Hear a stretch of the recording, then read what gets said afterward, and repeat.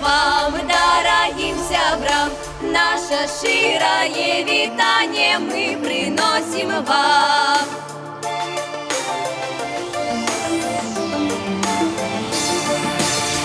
По дружбе жить людям меж собой, как светило наше солнце над усей землей, как на свете пановали мир и супокой. Ой, да-да, ой, да, ой, да-да, ой, да, ой, да-да, ой, да, ой, да-да-да, ой, да-да, ой, да, ой, да-да, ой, да, ой, да-да, ой, да, ой, да-да-да. Добрый вечер вам, дорогим сябрам, наше широе витание мы приносим вам. Наше широе витание мы приносим вам. Ой, да-да, ой, да, ой, да-да, ой, да, ой, да-да, ой, да, ой, да-да-да, ой, да-да, ой, да, ой, да-да, ой, да, ой, да-да, ой, да, ой, да-да-да.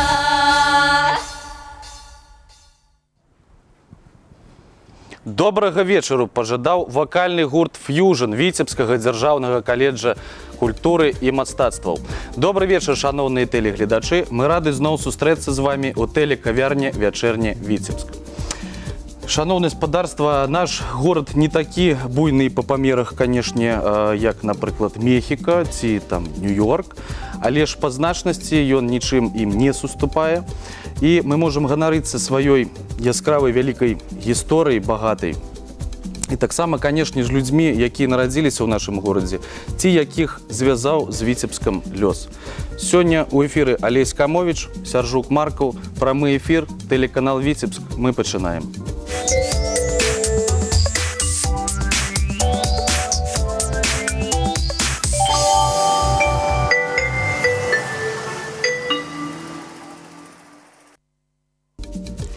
Ну, а я б хацеў нагадаць, што нас можна адшукаць у сацыяльных сетках, у Кантакце, Аднакласніках, Твітары, Фейсбуку і Інстаграме.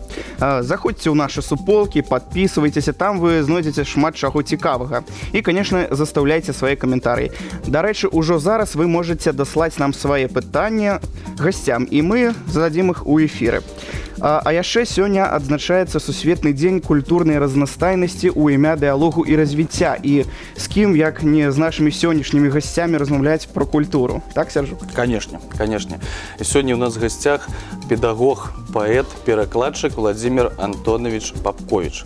Добрый вечер, Владимир Антонович. Добрый вечер, Сяржук. Владимир Антонович, зусім недавно вы адсвяткавалі свой такі прыгожы юбілей. З гэтай нагоды яшчэ, як вы казалі, самі зрабілі сабе падарунак, выдалі новы зборнік. Владимир Антонович, што для вас з'яўляецца залогам творчай маладосці? Такое цяжкое пытанне. Конечно, вершы тыя, якія выходзілі ў першым зборніку, цяжка параўнаць з тым, што я пішу цяпер, але я працую з моладдзю. Усё жыццё. Усё жыццё з моладдзю, в асноўным з дзяўчатамі. І як не быць маладым, калі ты кожны дзень з'яўляешся перад імі і павінен трымаць сябе ў форме і адпаведна душэўна і фізічна і ўсяляк. Таму вось гэта ўсё тады адлюстроўваецца і ў вершах, і ў паводзінах, і ў жыцці ўвогуле. Ну і проста пэўна стаўленне да жыцця, да, як да радаснай падзеі. Радасныя падзеі, заўсёды сустрэча з моладдзю, гэта радасна. Калі нават бываюць нейкія смуткі, засмучонасць нейкая, ўсё роўна ты ведаеш, што гэта ўсё пройдзе. Што гэта пройдзе, і ўсё будзе добра. Гэтыя людзі будуць жыць яшчэ ў нейкім новым часе, і ўсё будзе добра. Владимир Антонович, вось гэты новы зборнік, як ёсць, ён выйшаў у сакавіку. А як вы можаце параўнаць свае адчуванні, калі выйшаў ваш першы зборнік, так? І зараз вось новы. Вельмі розніца вялікая, тому что я выдаў свой першы зборнік ўжо у сталым узросце, мне ўжо было за 40 гадоў. Неяк так Это атрымалася. просто, что вы писали, скажем так, як кажуць, у стол? Я пісаў у стол, але Ці саромеліся паказаць вершы? Я зараз скажу пару слов. Я хотел поступить в университет некалі после 10 классов, але мне это не удалось на белорусское отделение, и мяне лёс завёл у Институт замежных мов. З беларускай на замежную. Так, калі б я, это цяжка казаць, калі б што было б і гэтак далей, гэта не бывае так, што Ужо не можна перайначыш угадаць. усё роўна. Але ў той час, калі я вучыўся в Ін'язе, там вучыліся в універсітэце Рыгор Барадулін, Геннадзь Буравкін, Ян Касіпакоў. Это вы вучыліся разам з імі? У той час адначасова яны вучыліся в універсітэце, а я вучыўся в Ін'язе. Я займаўся зусім іншымі справамі, зусім іншымі навукамі, зусім іншым практыкаваннем і так далей. Таму апраўдваць сябе не выходзіць, але замежная мова, каб вывучыць замежную мову, гэта адымае час, іншае асяроддзе. І таму я пісаў вершы і друкаваў тое сё, але выдаў кніжку толькі тады, калі ў мяне набралася, і выпадкова гэтыя вершы трапілі да Рыгора Барадуліна, і ён сказаў: «Володя, будзем рабіць кніжку». Трэба. Карацей, Рыгор Барадулін, як хросны бацька. Ён мне на ўсё жыццё застаецца як хросны бацька, потым мы пасябравалі, потым я з ім па маёй ініцыятыве з'ездзілі ў Нямецчыну, там правялі разам цэлы тыдзень, там ён чытаў свае вершы па-беларуску, я в аўдыторыях. Я перакладаў як мог іх на нямецкую мову.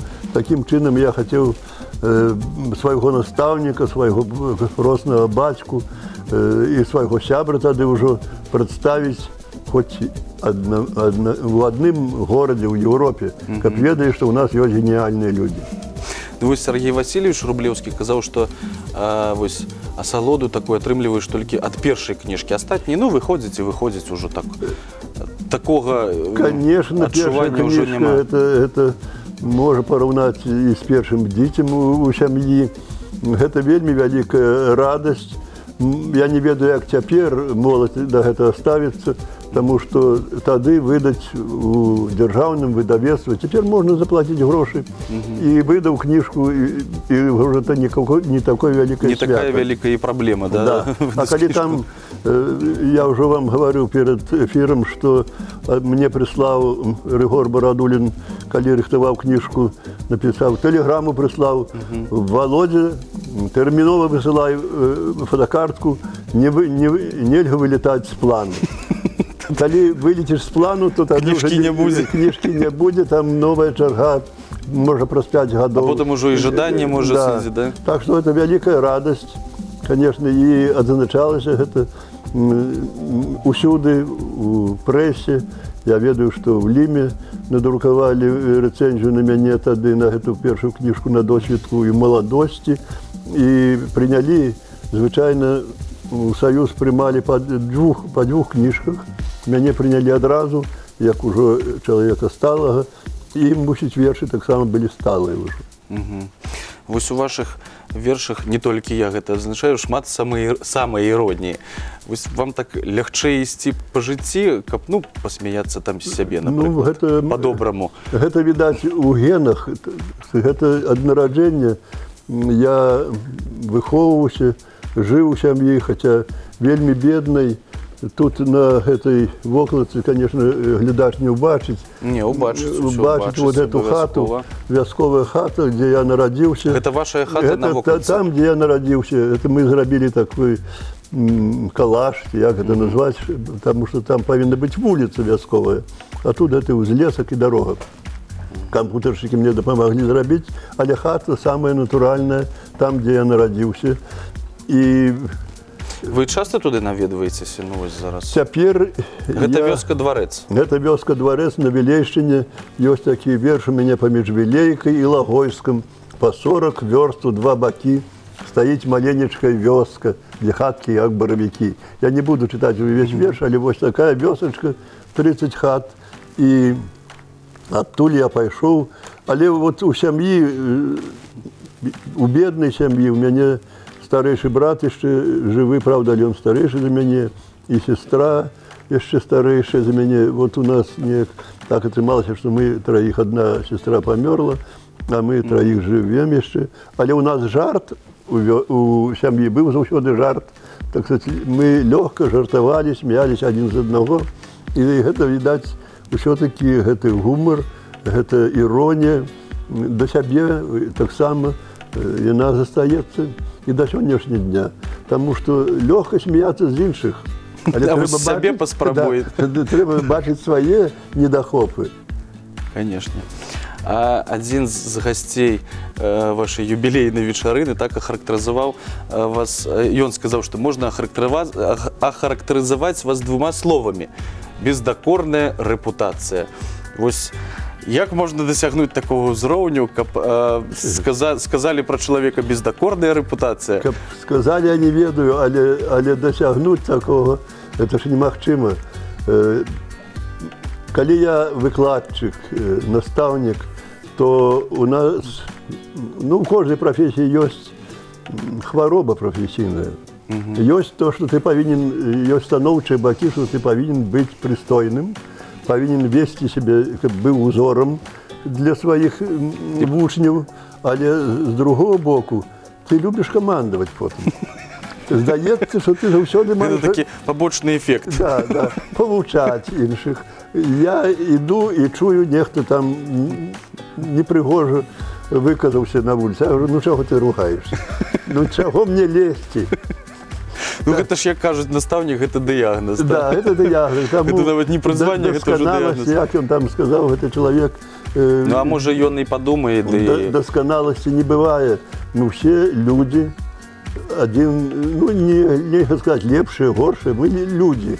У кожнага свае нейкія ёсць рысы характару. І маем права на памылку. І маем права на памылку, і маем права не з катушак зляцець, калі ты ўжо так зусім раззлаваўся. Усё бывае. Дзякуй. У нас Алесь ўжо не церпіцца проста расказаць пра навіны, што адбываюцца у нас на Віцебшчыне, так разумею. Так, крыху раскажу вам пра навіны. Першая, бесплатная экскурсія пройдуць больш, чым у 50 аграсядзібах Віцебшчыны, бо Віцебская вобласць 24 мая далучаецца да акцыі «Дзень адчыненых дзвярэй» у беларускіх сядзібах. У гэтым годзе яна пройдзе ўжо 4-й раз. Гасцей чакаюць бесплатныя экскурсіі, знаёмства з паслугамі, конкурсы, майстар-класы, дэгустацыя страў і шмат чаго іншага. Некаторыя гаспадары прапануюць даволі арыгінальную праграму. Так вось, напрыклад, у Глыбоцкім раёне абяцаюць майстар-клас па катанні на сабаках. Ось, даволі цікавае мерапрыемства. Як на поўначы. Так. У Віцебску дрэвы пачалі ўпрыгожваць арт-аб'ектамі. Ось першы такі прыклад можна ўбачыць на вуліцы Толстога 7, каля будынку, дзе знаходзіцца філіял Цэнтру сучаснага мастацтва, арт-прастора.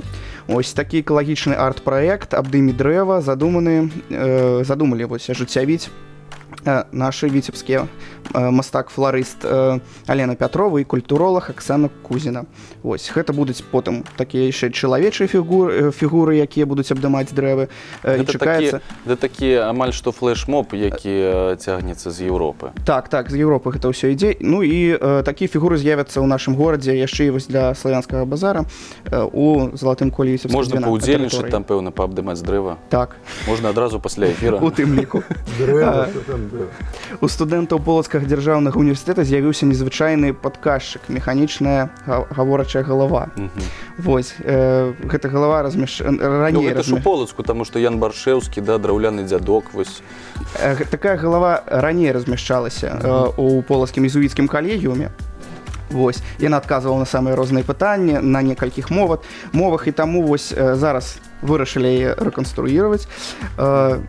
Гэтая галава таксама адказвае на ўсе пытанні. На прэзентацыі яе яна адказвала на беларускай, на рускай, на ангельскай і на латыні нават.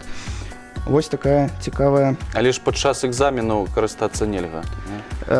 Гэта галава зараз якраз у Полацкім універсітэце. Можа хтосьці і будзе выкарыстоўваць.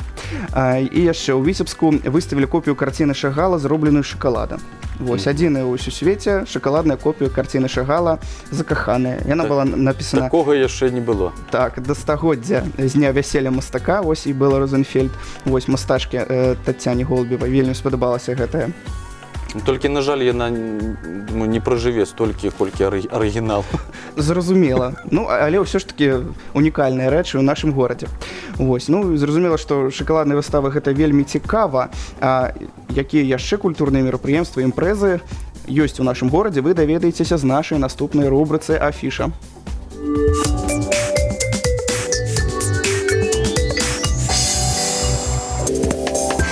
Впервые в Витебске часть культуры, истории и традиций Эстонии национальные костюмы представлены в областном краеведческом музее.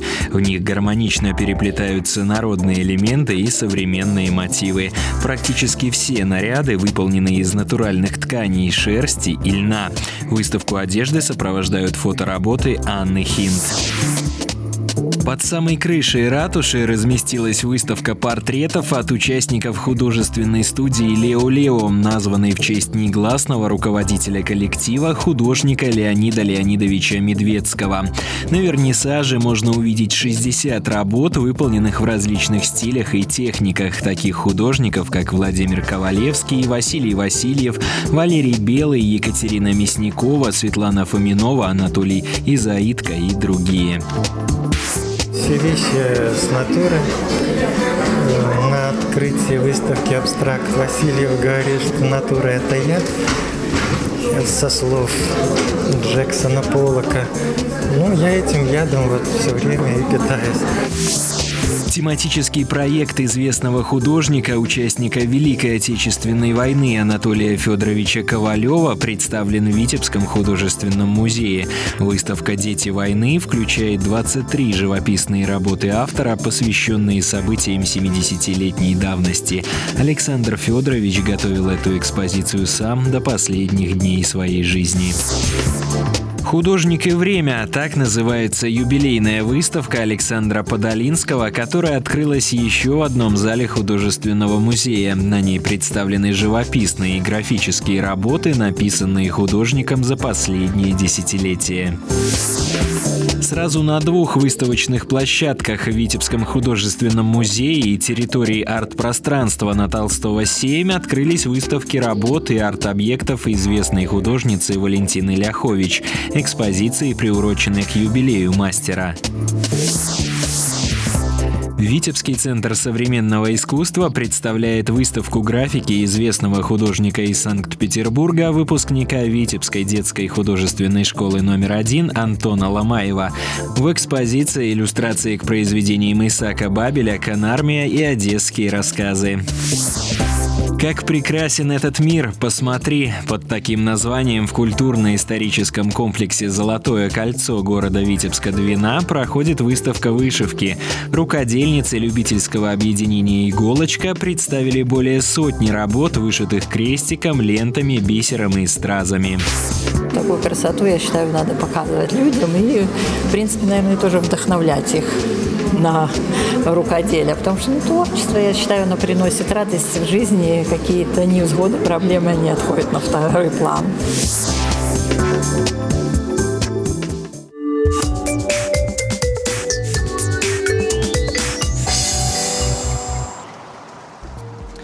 Владимир Антонович, у вас ёсць вельмі цікавы творчы псеўданім Ахрэм Недбайла.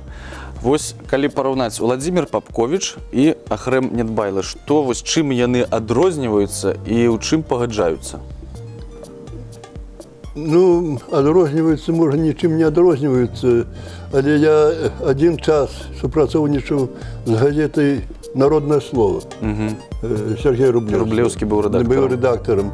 И он меня запросил працаваць. Ну, я там недолго працаваў, але трэба было нечым, так сказать, заполнять сторонки. Калі сур'ёзная информация увесь час, я час от часу вот так придумал, сотворал такие короткие вельмі, двухрадковые. Якія неподобные до вершаў Владимира Антоновича Попковича.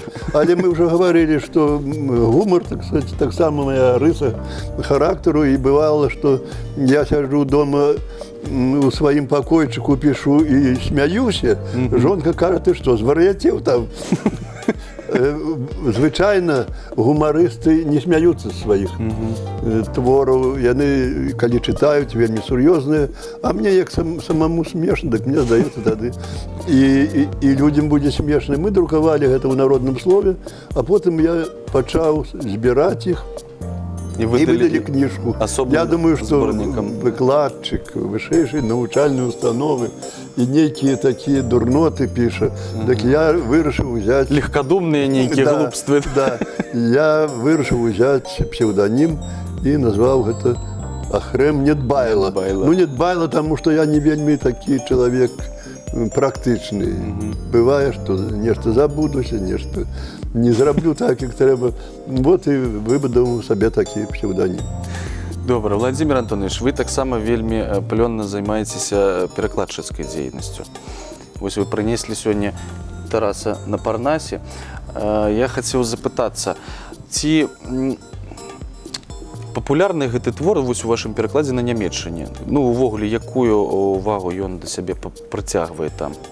Ну, не буду крывіць душой, я кажу, што немцы ці ведаюць эту кніжку, увогуле у нас не была выдана так шырока, яна выдана ў прыватным выдавецтве Хурсіка, Віктора Хурсіка. Мяне ўгаварыў выдаць, перакласці на нямецкую мову Язэп Янушкевіч, архівіст і гісторык літаратуры. І я пераклаў у гэтай кніжцы.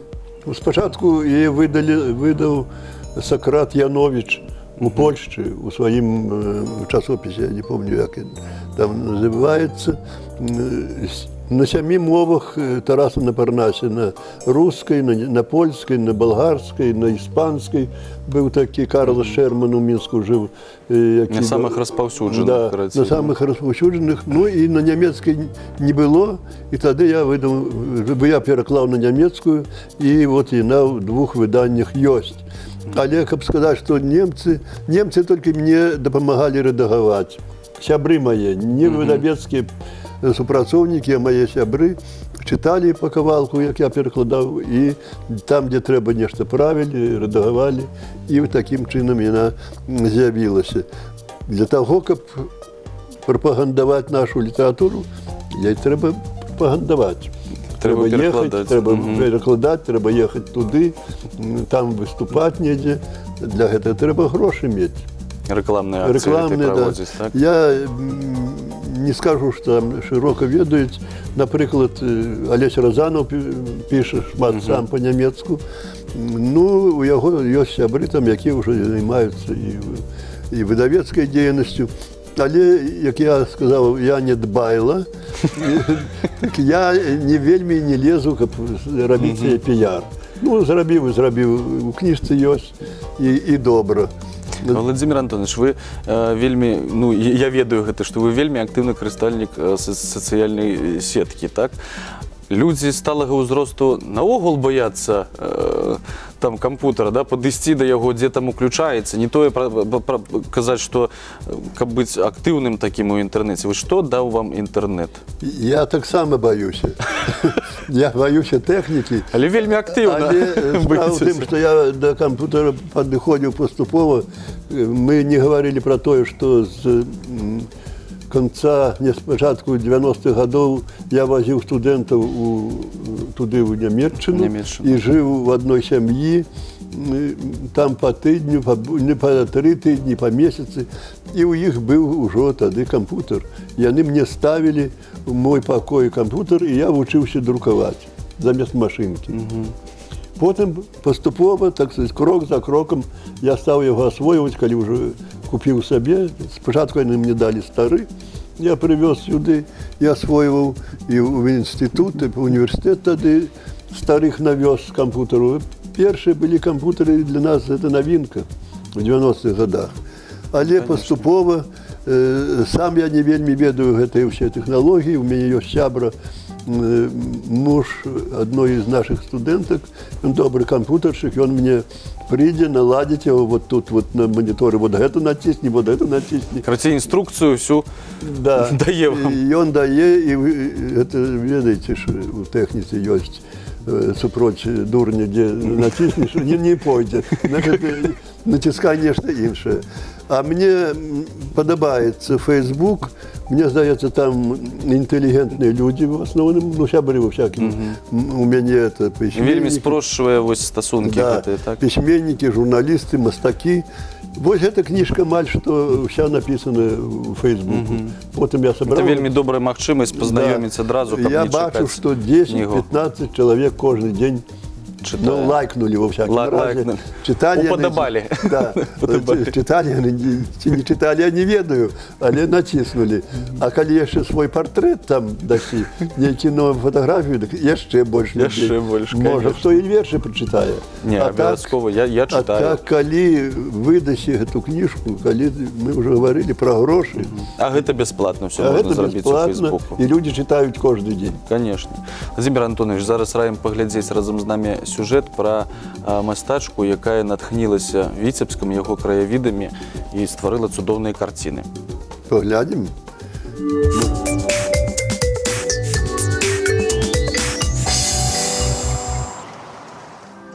Яна аднойчы прыехала на славянскі базар і волі лёсу трапіла ў рэпінскія мясціны, якія назаўсёды ўрэзаліся ей у душу і памяць. Марыне Ільяшевіч хапіла аднаго разу пабываць у Здраўнёве, каб вось на працягу ўжо некалькі год наведвацца сюды не з пустымі рукамі, а з багатымі творчымі парывамі, якія ярка выражаны ў яе карцінах. Выставка посвящена Илью Репину и его семье. Здесь написаны мною портреты всей его семьи, дочерям, сыну. И также есть натюрморты, пейзажи, посвященные именно репинским, здравневским местам. Все картины мне написаны в китайской живописи, традиционными минеральными красками, китайской тушью. Оно будет храниться долго. Наверное, любой человек творческий и нетворческий будет вдохновлен, увидев эти места. Выставка называется «Неразрывные нити». Почему именно такое название? Мне хотелось просто связать именно то время репинское и теперешнее, чтобы вспомнить ту историю, ту культуру. Это как бы поэтому такое философское название. 11 картин лягли у основу выставы «Непарыўныя ніці». Лейтмотивом экспозиции стали ретроспективные образы Срэбранага веку. Побач с портретами прадстаўнікоў знакомитых фамилий нашлось место и философии, а так само адлюстраванию пейзажу сядзібы. Обогащает как бы наше представление о человеке, который живет в таком цивилизованном мире, функциональном. Немножко ему не хватает времени как бы посмотреть на себя со стороны, с такой романтической. Вот и такая связь времен вот, наблюдается в ее творчестве. То есть она любит связывать времена, такие как бы регионы, культуры. Пасля афіцыйнага адкрыцця выставы, дарэчы, у канцы мая экспазіцыя папоўніцца яшчэ некалькімі работамі Марыны Ільяшевіч, гасцям была прапанавана музычная імпрэза. Акрамя таго, не менш кульмінацыйным момантам для прысутных стаў майстар-клас вядомага мастацтвазнаўцы Яўгена Шунейкі, які за некалькі хвілін перанёс жывы вобраз мастачкі на паперу. У меня просто нет слов, мне очень приятно, очень красиво. Самой очень нравится, похоже.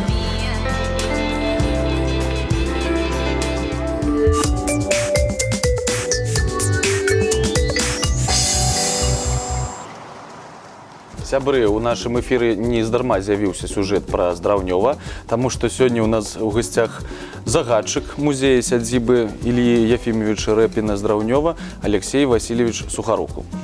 Алексей Васильевич, добрый вечер. Добрый вечер. По-перше, так, ну, ужо амаль што надышло лета, і што прапануе ваш музей новага ў гэтым сезоне? Ну, па-першае, вось як гэта і было ў гэтым сюжэце, што міжнародны дзень музея ў нас вельмі плённа прайшоў. У нас адчыніліся дзве новых выставы. Вось прайшоў такі майстар-клас, можна сказаць, што адзін з першых наогул майстар-класаў у рэпінскай майстэрні. Ну і улетку у нас адбудуцца, як і звычайна, канешне, мы будзем прымаць экскурсіі, экскурсіонныя групы, і вось у чэрвені у нас плануецца адбыцца пленэр, на які до нас прыедуць дзеці, вучні.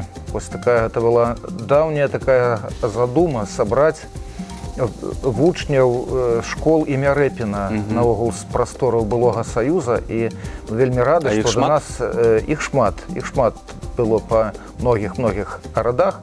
Не буду гаварыць, што давялося сабраць усіх, але ўсё ж такі з рэпінскіх школ да нас прыедуць дзеці Казахстана, дзеці беларускіх мастацкіх школ. Гэта адбудзецца напрыканцы чэрвеня, вось такі чарговы пленэр.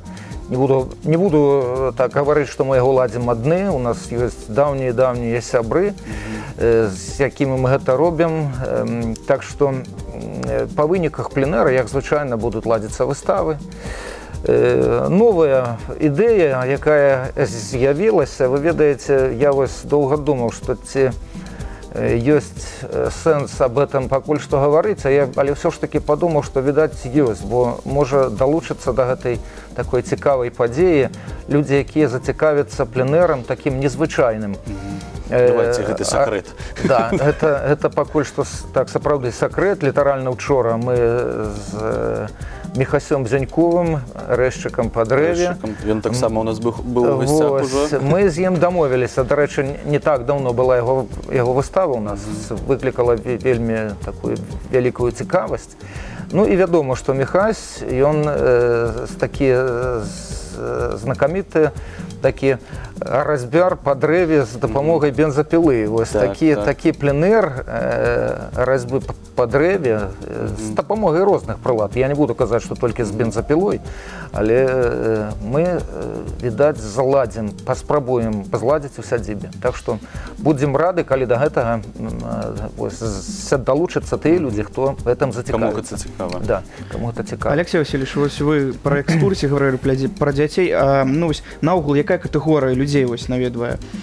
Студэнты, моладзь? Вельмі прыемна адзначыць тое, што да нас ідуць сем'і. І вось гэта у апошні час это стала так ужо звыклай такой з'явай, бо калі раней на шкада, я скажу, што зараз не так шмат школьнікаў. Звычайныя, відаць, прычыны да гэтага ўсяго, ўсё ж такі, які ён не ёсць, але крызіс адчуваецца, а даволі так дорага для школьнікаў арганізаваць ўсё ж такі аўтаперавозкі.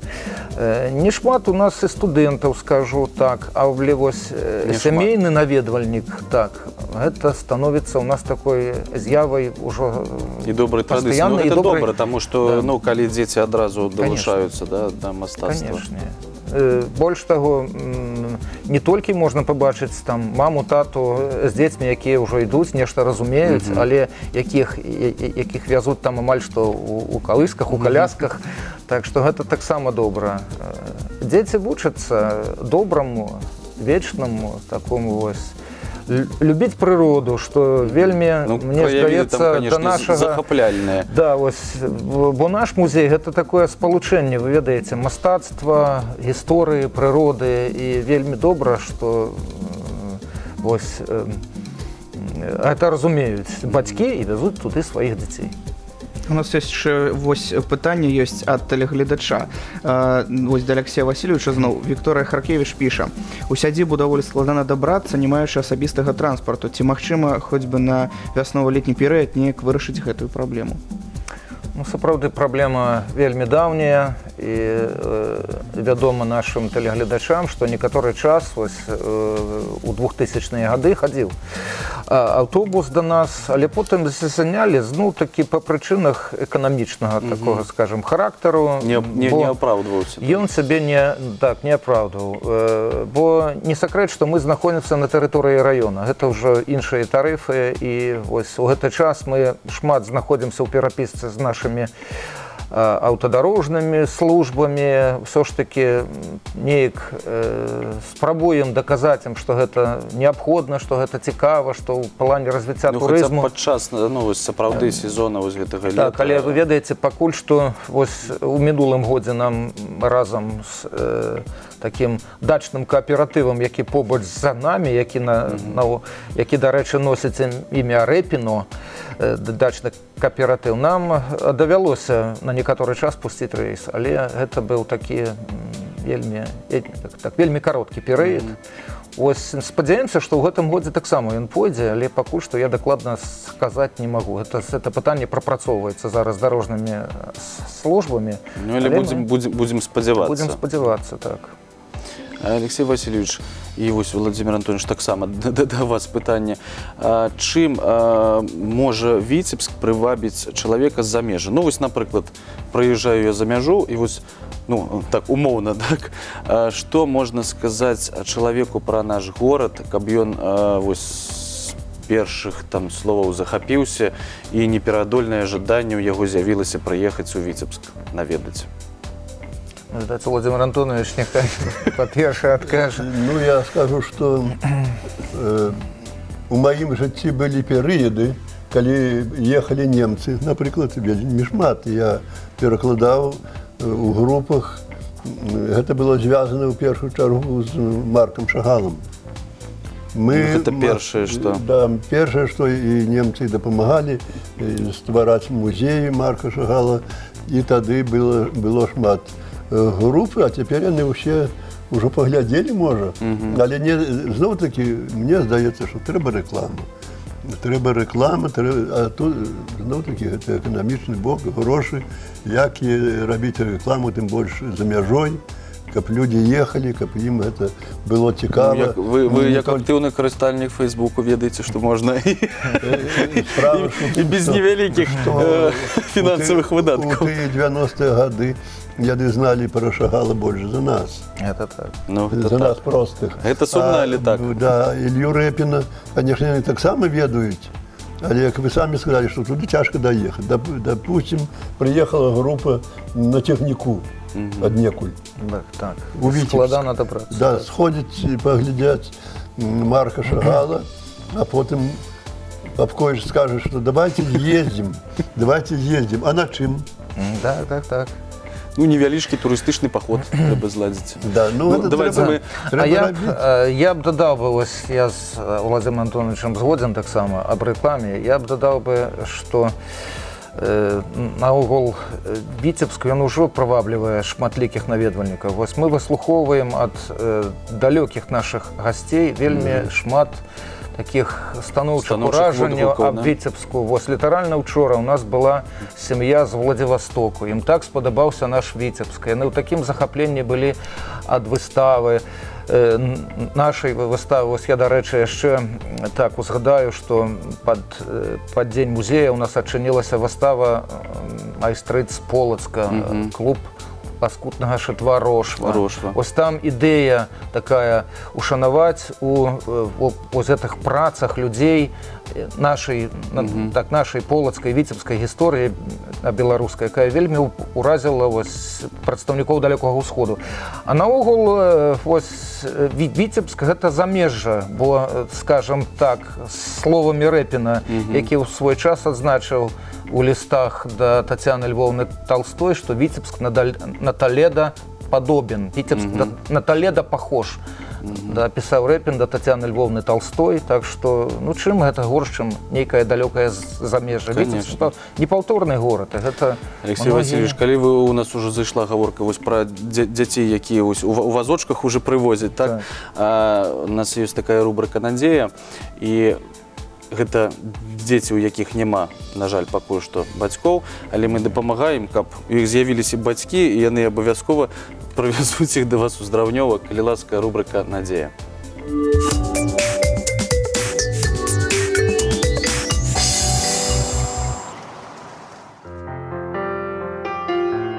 Их всех хочется согреть. У каждого из них должны быть мама и папа, настоящие, любящие и навсегда. Егор похож на маленького воробушка. Сам маленький, тоненький. Егору 5 лет. Он очень умненький мальчик, очень послушный, внимательный, застенчивый и робкий. Мальчик хорошо разговаривает, хорошо занимается, запоминает, знает и цвета, и фигурки, и расскажет по картинке. Ну, такой, в общем, любит заниматься мальчик. Если, допустим, кто-то любит бегать, прыгать, то Егор больше любит заниматься с машинками где-то в сторонке. Вот он играет тихонечко, спокойно, книжки рассматривает, раскладывает что-то. Вот такой. Ну, любит и побаловаться, конечно, не без этого. А так вообще мальчик хороший, ласковый очень такой. Вот, все время прижимается. Егор, несмотря на свою застенчивость, с удовольствием демонстрирует свои способности. Как хороша новогодняя елка, как найди она, погляди, платье на елке зеленого цвета, яркие игрушки блестят на груди. Елка у нас высока и стройна, ветером сяд шелкает она. Егор хорошо собирает конструктор, умеет считать, развивается соответственно своему возрасту. По-детски наивный и смешной, на вопрос «что ты любишь делать?», Егор уверенно ответил – кушать. А что ты любишь больше всего кушать? Котлеты и мясо. Котлеты и мясо? Да. А сам уже умеешь что-нибудь готовить? Да. А что ты умеешь готовить? Ну, сосиски. Получается, что для счастья Егору надо совсем чуть-чуть – котлеты или даже сосиски, приготовленные любимой мамой. Ведь она обязательно найдется. Мама с папой, приходите, я вас жду.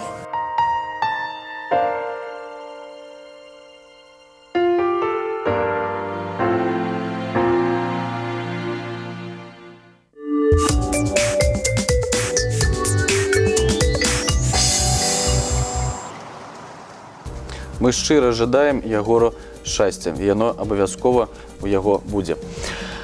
Алексей Васильевич, вось як вы лічыце, вось на ваш погляд, што важней усё ж такі зараз для чалавека? Матэрыяльнае ці духоўнае, ці вось увогуле як гэты баланс усталяваць? Таму што, ну, зразумела, без матэрыяльнага, да, і музей не наведаеш. Але у нас час складанае пытанне, вельмі імклівы, калі нават, ну, просто не хапае гадзіны, да, там выкраіць гэты, каб заехаць у нейкі музей. Вось як што рабіць? Такое вечнае пытанне, што рабіць? Вечнае, сапраўды, пытанне складанае. І таксама, як відаць, і вечнасць не дала на гэта такога канчатковага адказу. Яго вельмі цяжка даць і зараз. Ну, ўсё ж такі, это зразумела, што на першым плане, як кажуць, хлеб, а ўжо потым нешта духоўнае. Але ўсё ж такі, мне здаецца, што ўсё ж такі ўсё пачынаецца з душы, і шмат такія людзі у гэтым упэўніваюцца і разумеюць, таму што, ну, канешне, можна зарабляць шмат грошай, але што далей потым? І людзі, прыходзячы вось менавіта да нас у музей, неяк так, это відаць па вачах, это відаць па тварах людзей, яны мяняюцца. І я так упэўнены, што вось на той момант, хаця б на той момант, але матэрыяльна адыходзіць на нейкі там іншы план, на першы план выходзіць все ж такі нешта вечнае, такое духоўнае. Ну, а вот глядзіце, зараз такая сітуацыя, ну, шмат людзей, да, ведаюць, напрыклад, узбярэжжы Турцыі, Егіпта, да, але не ведаюць, напрыклад, дзе знаходзіцца вёска Бычкі. Да, вось як выправіць гэтае становішча? Ну, можа, Владимир Антонович сваё меркаванне на гэты конт. Як да пісьменніку, да? Я ведаю. Калі хто не ведае, мы скажам, што там нарадзіўся Васіль Бык уже. Конечно, радзіма Васіля Быка. Конечно. Дети сами, ці студенты, это тяжко самим организоваться и поехать. Повинен быть организатор. И у детей, я называю детей своих студентов, повинен быть час.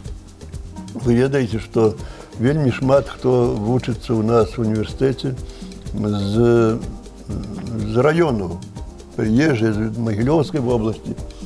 У нас працоўны дзень у суботу. У нас такие выхаваўчы. Да, не, цалкам працоўны дзень у суботу, а панядзелак выхаваўчы дзень. Калі яны з'ехалі на нядзелю домоў, то у панядзелак іх сабраць уже павесці цяжка. Цяжка. Ёсць розныя, конечно, і нагрузка, і абстаяны. Ты ж куратор, я сам куратор на першым курсе. Як іх сабраць, куды павесці. Это ўсё трэба рыхтаваць, а калі табе у першую чаргу трэба падрыхтавацца да заняткаў. А потым думаць, куды б іх... Конечно, я б іх звазіў і ў Бычкі, і ў Шачы на Радзіму Барадуліна. І можна і Волудза, вось так, і на Радзіму Хруцкага. Да, і таго ж Кастуся Вераніцына, у яго там быў маёнтак, дзе ён жыў некалі на Градоччыну, і гарадок сам прыгожы Можа, гарадок. увогуле просто вось такая праблема, трэба больш папулярызаваць вось невялічкія мястэчкі, ну, напрыклад, не невялічкія, а раённыя, і тое ж глыбокае паставы, вось не канцэнтравацца толькі на Віцебску. Да, я не ведаю, колькі часу у нас. Таму што там же вельмі шмат чаго цікавага. Ну, вось Мосар, пэўна, самае знакамітае месца. Мінутку я мог сказаць, як я арганізоўваў, калі быў маладзейшы, мы самі замаўлялі аўтобус, я іх вёз, напрыклад, у Полацк. Напрыклад, тады Полацк для нас не так, мы ведалі, што там было раней. У Полацк, побач Смаленск, цудоўны горад. Конечно. Белорусский. Был, это жарт. У Полоцк, у Смоленск, а то мы доезжали и в Киев, и в Москву. Треба организоваться. Але гэта цяжка. Ну вось моладзь увогуле цікавіцца гэтым, а ў іх ёсць жаданне кудысьці ехаць, штосьці пазнаваць новае Беларусі? Малады Не, у мяне ёсць. Калі ёсць вольная часіна, абавязкова, але трэба, каб нехта арганізаваў. Не, арганізаваў так, але я лічу, што можна заехаць у невялічкую вёсачку і там знайсці шмат цікавага такое, што і ахнеш. Самому трэба быць падрыхтаваным, куды везці. Так, самому трэба цікавіцца гісторыяй, наогул ведаць, куды ты едзеш. Наогул, што тычыцца зноў-такі нашага музея, я скажу, што моладзь да нас едзе вельмі часта з нагоды вяселляў, якія ладзяцца у нас у сядзібе. Скажу, што гэта для нас вельмі складанае пытанне, бо вяселле гэта сапраўды вяселле. Там ужо вельмі часта не да музея, але мы так фотосесія прыгожая там атрымаецца. Фотосесія прыгожая і многа, да, і шмат чаго іншага, але мы так ужо мяркуем так, што ўсё ж такі свята, але вось так, як кажуць па-руску, развлекая, прасвяшчай. То есть такім чынам ўсё ж такі ў некага адкладзецца недзе ў памяці свой прыезд у сядзібу, знаёмства з гісторыяй, культурай і але дзе ж ды прыедзе нехта? Ну, канешне, каб гэта было не проста, што прыехалі, адсвяткавалі фотаздымкі, і потым, а дзе ты быў? Ай, недзе быў, а потым... Каб нешта хоць узгадалі. Дзякуй вялікі, што знайшлі час, сезон ужо прыйшоў. Дзякуй вам, Сяржук. Я думаю, што ўсё будзе добра, і здраўнёва будзе заставацца не толькі на вясельных фотаздымках, а потым маладыя гэтыя будуць прыязджаць разам з дзецьмі, як мы і казалі. Владимир Антонович, я спадзяюся і ўпэўнены, што гэта не апошняя ваша кніга, і мы яшчэ з вами сустрэнемся, таму творчага натхнення, там дбайнасці, ўсяго добрага, і мы будзем вельмі рады вас бачыць яшчэ. Дзякуй за сустрэчу. Чакайце, а зараз у нас у эфіры чалавек, які імкнецца прыносіць радасць у кожны дом, гэта Александр Карынман, «Потрапь у телек».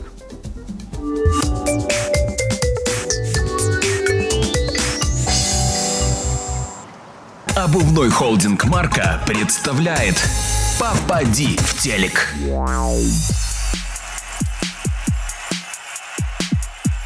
Ребята, это Попадалово. Попадалово полное.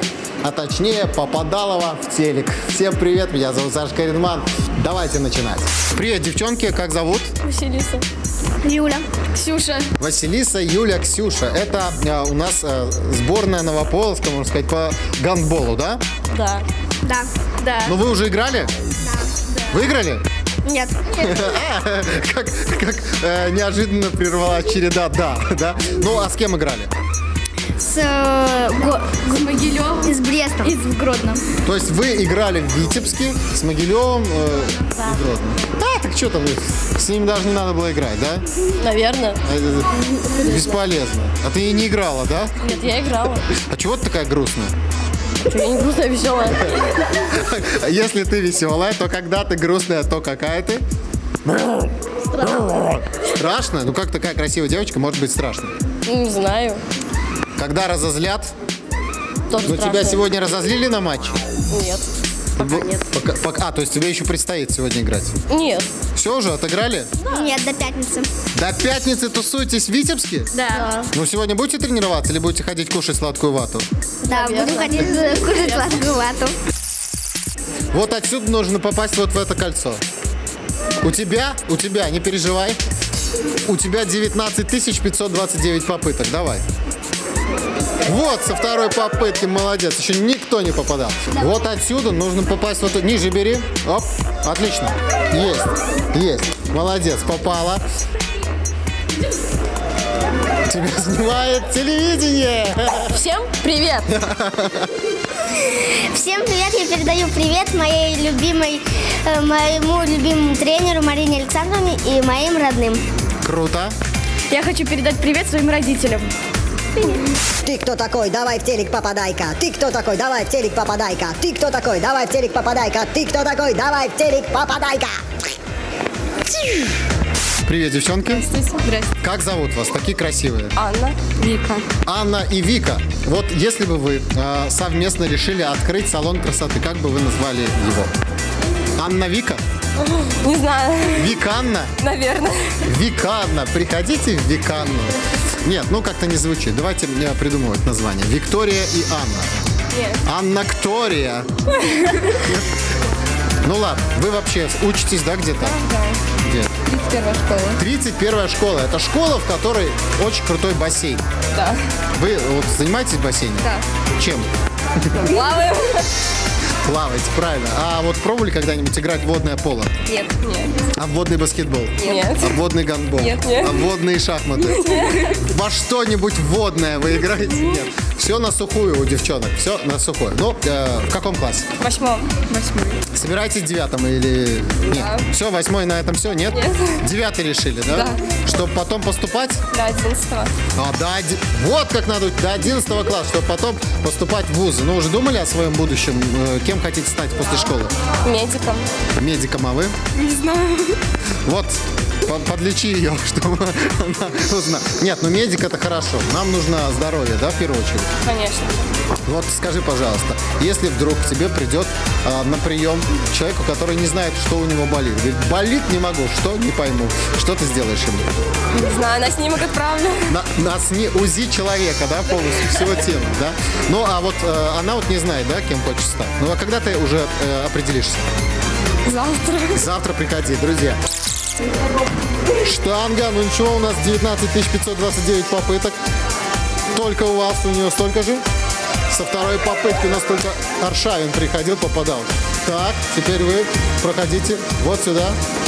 С первой попытки у нас только она попадала в прошлой жизни. Передаю привет своей маме, папе и друзьям. Много друзей у тебя? Ну да. 19 человек? Нет, больше. 25? Больше. А, ты считаешь, сколько у тебя ВКонтакте просто, да? Ну, а ты? Я тоже передаю привет своим родителям. Я вас очень сильно люблю. Ну и давайте что-нибудь скажем. Привет. Привет. Кому давайте передадим привет Игорю Степановичу Мышкину. Давайте? Давайте. Ну, передаем привет Игорю Степановичу Мышкину. А кто это? Не знаю. Ну, абсолютно случайный Игорь Степанович Мышкин. Если вы сейчас смотрите телеканал «Витебск», знайте, волею судьбы мы передали вам привет. Друзья, ну и в завершении нашей сегодняшней рубрики хотелось бы вам прочитать современного классика. Ну где же ручки? Ну где же ваши ручки? Давай поднимем ручки и будем танцевать. Группа «Краски», 2003 год.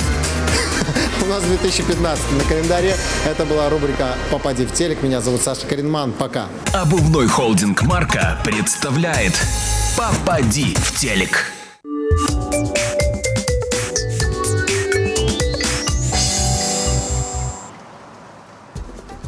Шановное господарство, не забывайтеся на духовные каштоўнасці, наведвайце музеі, імпрэзы, чытайце кнігі, вывучайце гісторыю свайго роднага горада.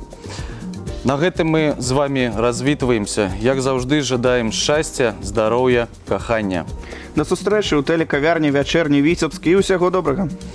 А зараз для вас з музычным падарункам Настасія Гардзіенка, навучэнка Віцебскага дзяржаўнага каледжа культуры і мастацтваў.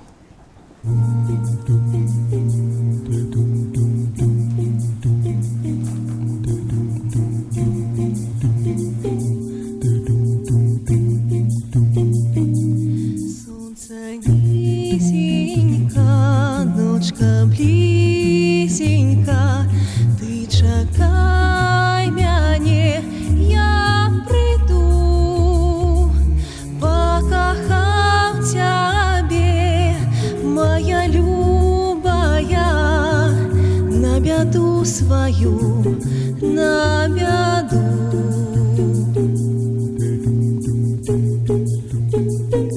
Солнце низенько, ночка близенько, нам до раницы не заснуть. И чему ж тебе птушку вольную за немилого отдают? И чему ж тебе птушку вольную за немилого отдают?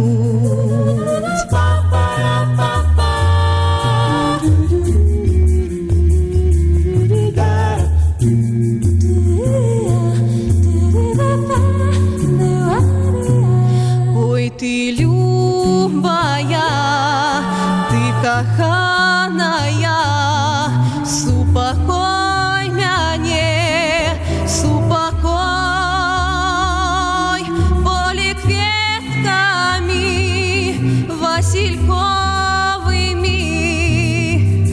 зарученные мы с тобой. Поле кветками васильковыми зарученные.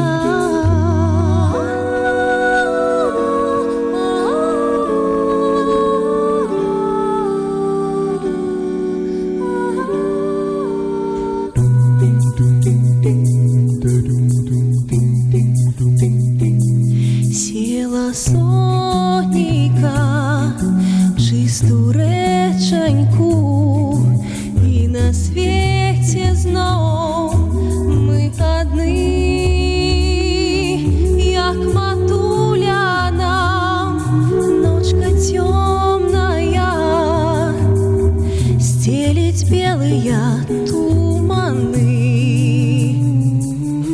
як матуля нам ночка темная стелить белые